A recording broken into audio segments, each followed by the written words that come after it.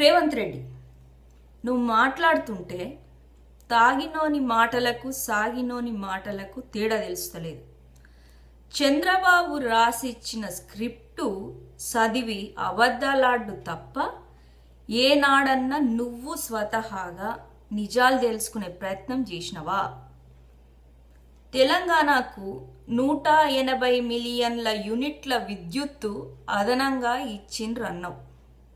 మరి ఇస్తే రైతులు ఆత్మహత్య ఎందుకు చేసుకుంటున్నట్టు? 14,515 మిలియన్ల యూనిట్లు మొత్తం 130 రోజులలో ఉత్పత్తి చేస్తే అందులో 6,603 మిలియన్లు తెలంగాణ ఆంధ్రప్రదేశ్ రాష్ట్రానికి వస్తే అన్నావు.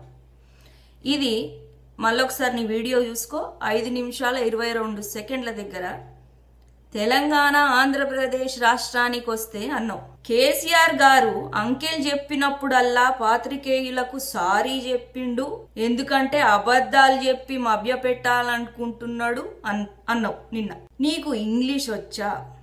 మర్యాద తెలుసా? నీలాంటి BA పాస్ అయి పాలిటిక్స్ ఎంటర్ అయితందుకు మినిస్టర్ తమ్ముడి బిడ్డను పటాయించి పెళ్లి చేసుకున్నోనికి మర్యాద కానీ ఇంగ్లీష్ కానీ రావు అని సమజవుతుంది. తెలంగాణ ఆంధ్రప్రదేశ్ రాష్ట్రంకి వస్తే అంటివి. నీ ప్లేస్లా మర్యాద గల ఏ ఎమ్మెల్యే ఉన్నా సారీ అంటాడు పాత్రికేయులతో. కానీ నువ్వు ఆ పని చేయలే. నిన్న నీకు తెలంగాణ ఏడుందో సోయలేదు, ఎప్పుడొచ్చిందో సోయలేదు. తెలంగాణ ఆంధ్రప్రదేశ్ రాష్ట్రమా? నీకు అంత చంద్రబాబు మీద ఆంధ్ర మీద మోజుంటే ఆంధ్రకు పోయి బతుకు. నిన్నెవ్వరూ వద్దంటలేరు, ఆపుతలేరు. ఈడ తెలంగాణలో ఉండి చంద్రబాబు రాసిన స్క్రిప్ట్లు చదువుకుంటా మా తెలంగాణ ప్రజల మనోభావాలను దెబ్బతీసుకుంటా తెలంగాణలో బతికే హక్కు నీకు లేదు. పబ్లిక్ టాక్ ఏంటంటే చంద్రబాబు దగ్గర నీది తారా చౌదరి వీడియో ఉన్నందుకు నువ్వు చంద్రబాబు చెప్పినట్టు వింటున్నావు, ఇష్టం ఉన్నట్టు మాట్లాడుతున్నావు అని అనుకుంటున్నారు. నువ్వు తెలంగాణనివేనా అని కూడా చాలా మందికి డౌట్. ఎందుకంటే తెలంగాణలో పుట్టిన నిజమైన తెలంగాణ వాడు ఎవ్వరు కూడా నీలాగా ఇంత నీచంగా అబద్ధాలాడ్డు కానీ తెలంగాణ వాళ్ళని హర్ట్ చేసుడు కానీ చెయ్యరు. నువ్వు ఎర్రబల్లి తెలంగాణ ద్రోహులు. ఇప్పటికైనా మీ అడ్డగోలు అరుపులు ఆపకపోతే పవన్ కళ్యాణ్కి ఎట్లయితే గుండు గీకిండ్రో మీకు కూడా తెలంగాణ ప్రజలు అట్లనే గుండు గీకుతారు. నువ్వు ఆంధ్రప్రదేశ్ క్యాపిటల్ సిటీ కడతందుకు 2 లక్షలు ABNకు ఫండ్గా ఇస్తావు, 5 లక్షలు టీడీపీ కార్యకర్తల సంక్షేమ నిధి అని ఇస్తావు. నువ్వు కొండగల్ నియోజకవర్గం నుంచి 2009లో ఎమ్మెల్యేగా ఎన్నికైనవు. అప్పటి నుంచి నీ డిస్టిక్ మహబూబ్ నగర్ డిస్టిక్లా మస్తు మంది రైతులు చచ్చిపోయినారు. ఏనాడన్నా వాళ్ళకి ఆర్థిక సహాయం చేసినవా? పోనీ నీ డబ్బులు నీ దగ్గరికి వెళ్ళి ఇయ్యకపోయినా గవర్నమెంట్ నుంచి రావాల్సిన సహాయం వాళ్ళకు అందుతుందా లేదా అన్న పట్టించుకున్నావా? ఇది నేను మళ్ళీ అబద్ధం అనుకునేవు, నేను అబద్ధాలు చెప్పా. ఇది నెట్ మీద నీకు అవైలబుల్ ఉన్నది. హ్యూమన్ రైట్స్ ఫోరం వాళ్ళు ప్రెస్ రిలీజ్, ఇది వాళ్ళు చేసిన press release April 13th, 2013 dated. వాళ్ళు నీ మహబూబ్ నగర్ డిస్టిక్ల మండలాలన్నీ తిరిగి బయట పెట్టిన నిజాలు. వాళ్ళ ఎంక్వైరీలో తేలింది ఏంటంటే 14 మంది రైతులు బిజినేపల్లి జడ్చెర్ల 2012లో ఆత్మహత్య చేసుకున్నారు.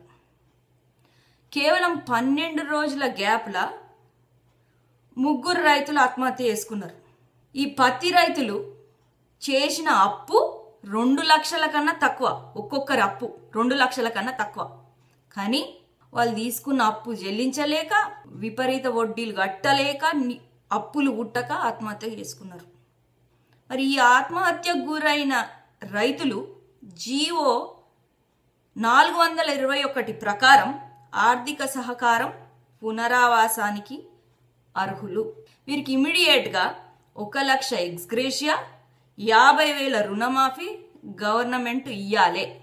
కానీ హ్యూమన్ రైట్స్ ఫారం ఇంక్వైరీలో తేలింది ఏంటంటే దీనిని అమలు పరిచిందా లేదా అని తెలుసుకోవడానికి ఒక 3 మెంబర్ డివిజనల్ వెరిఫికేషన్ సర్టిఫికేషన్ కమిటీని వేస్తే ఇప్పటి వరకు ఆ కమిటీ ఆ మండలాలకు పోలే, రైతులు చచ్చిపోయిన కుటుంబాలను కలవలే. మరి అవి ఏనాడన్నా పట్టించుకున్నావా? ఇది జరిగింది 2012. నువ్వు అధికారంలోకి వచ్చింది 2009. అంటే నువ్వు అధికారంలో ఉన్నప్పుడే ఇవన్నీ అయినాయి. ఏ రోజన్నా మరి ఇట్లా పట్టించుకున్నావా? రైతులకు కనీసం ఆర్థిక సహాయం అందుతుందా లేదా? వాళ్ళు మరి అప్పుడేమో బస్సు యాత్రలు చేయలేదు ఎందుకో, ఇప్పుడు సడన్గా బస్సు యాత్రలు గుర్తొచ్చినాయి మీకు. నీకు ఇంకొకటి, నీకు కావాలంటే ఈ రైతుల పేర్లు, వాళ్ళు చచ్చిపోయిన తేదీ అన్నీ నువ్వు రిక్వెస్ట్ చేస్తే నీకు పంపుతా. ఇప్పటికైనా పోయి కలిసి వాళ్ళకి నిధులు అందినాయా లేవా చూసుకొని, లేకపోతే జర ఆ సంగతి చూడు. తెలంగాణలో ఎండిపోయిన పంటలు, కోతలు విధిస్తున్న కరెంటుకు, చచ్చిపోతున్న రైతులకు కారణం ముమ్మాటికి చంద్రబాబు నాయుడే. ఇది ఒక్క కేసీఆర్ గారి గలం కాదు, యావత్ తెలంగాణ గలం. చనిపోతున్న రైతులకు భరోసా ఇవ్వడానికి రైతులను పరామర్శించడం జరిగిందన్నావు. నీకు ఇంగ్లీషే కాదు తెలుగు కూడా రాదు అని అర్థమైంది. పరామర్శించడం కాదు నాయన, పరామర్శించడం అంటారు. ఈరోజు రాష్ట్ర ముఖ్యమంత్రి గారు క్యాంప్ ఆఫీస్లో కాలక్షేపం చేస్తుంటే మంత్రులు వందిమాగదుల్లా మారి చంద్రశేఖరరావుని పొగుడుకుంటూ తిరుగుతున్నారు అన్నావు. మన రాష్ట్రంలో మన ముఖ్యమంత్రికి మన మంత్రులు వందిమాగదులైతే తప్పేంది? పక్క రాష్ట్రం ముఖ్యమంత్రి వచ్చి మన తెలంగాణ రాష్ట్ర క్యాంప్ ఆఫీస్ల కాలక్షేపం చేస్తే తప్పు గాని, మన రాష్ట్ర ముఖ్యమంత్రి మన రాష్ట్ర క్యాంప్ ఆఫీస్ల కాలక్షేపం చేస్తే తప్పేంది? బరాబర్ చేస్తారు. మరి మా తెలంగాణ మంత్రులు మన రాష్ట్ర ముఖ్యమంత్రికి వందిమాగదుల్లాగా మారిండ్రు, కరెక్టే. మరి నువ్వు ఎర్రబల్లి పక్క రాష్ట్ర ముఖ్యమంత్రికి వందిమాగదుల్లాగా మారిండ్రు కదా, దానికి ఏమంటావు నువ్వు? అధికారులను బతుకమ్మలనో బోనాలనో కళ్ళు కాంపౌండ్ల చుట్టూ తిప్పుతున్నారన్నావు. నువ్వు భజన చేసే చంద్రబాబు తొక్కి పెట్టిన తెలంగాణ సంస్కృతిని తెలంగాణ అధికారులు ప్రజలకు ప్రపంచానికి చాటి చెబుతూ బతుకమ్మ బోనాలని తిరుగుతున్నారు. నీలాగా తారా చౌదరి కాంపౌండ్లు అయితే తిరుగుతలేరు. తారా చౌదరి కాంపౌండ్ కన్నా కళ్ళు కాంపౌండ్ బెటర్ కదా రేవంత్ రెడ్డి. ఈరోజు సమస్యలను మేము లేవనెత్తుతే చంద్రబాబును నిందిస్తున్నారు అంటున్నావు. అంటే నువ్వు పార్టీ ప్రెసిడెంట్ ప్రమేయం లేకుండా పనిచేస్తున్నావని అర్థమవుతుంది. అంటే మీ పార్టీ రూల్స్ నువ్వే బ్రేక్ చేస్తున్నావు అన్నాడు. ఇతర పార్టీల శాసనసభ్యులను కాళ్ళు పట్టుకొని బెదిరించి చేర్పించుకోలేదు ఎవ్వరు. వాళ్ళే బుద్ధి తెచ్చుకొని తెలంగాణకు నీలాగా ద్రోహం చెయ్యొద్దు, అది తప్పు అని తెలుసుకొని పార్టీలకు. రేవంత్ రెడ్డి ఎన్టీఆర్ ట్రస్ట్ భవన్ నీ అబ్బజాగిరి కావచ్చు కానీ తెలంగాణ నీ అబ్బజాగిరి కాదు. నీ ఇష్టం వచ్చినట్టు తెలంగాణ గురించి అబద్ధాలు ఆడి ప్రచారాలు చేస్తుంది. చంద్రబాబు నాయుడు అదనంగా విద్యుత్ ఇస్తా అన్నాడు అంటున్నావు. తాగొచ్చి మాట్లాడుతున్నావా రేవంత్ రెడ్డి? ల్యాంకో సంస్థ నుంచి 150 మెగావాట్లు తెలంగాణ ప్రభుత్వం కొనే అవకాశం ఉంది అని చెప్తందుకు తెలంగాణ ప్రభుత్వం నీ అబ్బజాగిరి కాదు. లగడపాటి లంగ సంస్థ ల్యాంకోల విద్యుత్ కొనమని సలహాలు ఇస్తున్నావంటే నువ్వెంత దొంగవో క్లియర్గా అర్థమవుతుంది. నువ్వేమన్నా మినిస్టర్వా? ల్యాంకో నుంచి విద్యుత్ కొను అని కేసీఆర్ గారికి సలహాలు ఇస్తందుకు.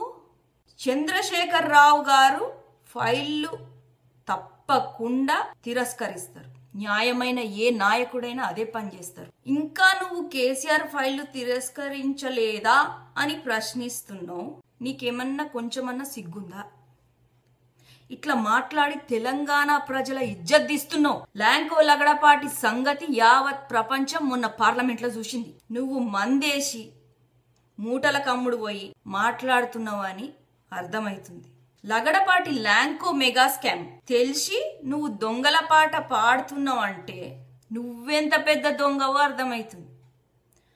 ల్యాంకో లేని కంపెనీలు సృష్టించి సోలార్ పవర్ ప్రాజెక్టులు ఇల్లీగల్గా Jawahar Lal Nehru national solar machine నుంచి సంపాదించింది.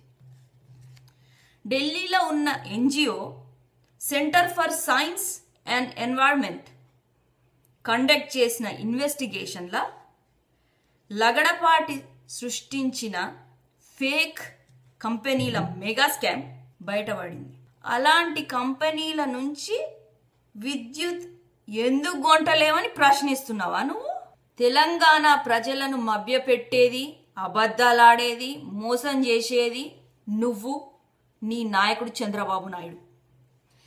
నీ మీదున్న కేసులు దీనికి నిదర్శనం. మళ్ళా నేను అబద్ధాలు ఆడతలేను, ఇవి వెబ్సైట్లో ఓపెన్గా పబ్లిక్ అవైలబుల్ ఉన్నాయి, కావాలంటే చూసుకో, లేకపోతే మళ్ళీ నన్ను రిక్వెస్ట్ చేయి, నేను పంపుతా. IPC section 406 charges related to criminal breach of trust. IPC section 423 charges related to dishonest, fraudulent execution of deed of transfer containing false statement of consideration. IPC section 465 charges related to forgery. IPC section 467 charges related to forgery of valuable security, will, etc. IPC section 477A charges related to falsification of accounts.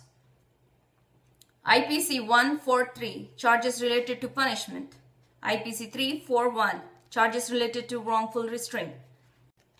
IPC section 188 charges related to disobedience to order duly promulgated by public servant. IPC 34 charges related to acts done by several persons in furtherance of common intention. Revanth Reddy, ఇప్పటికైనా నీ ప్రవర్తన మార్చుకో. అబద్ధాలాడు మానే, స్క్రిప్ట్లు చదువుడు మానే, లేకపోతే తెలంగాణ ప్రజలు నీకు బుద్ధి చెప్తారు.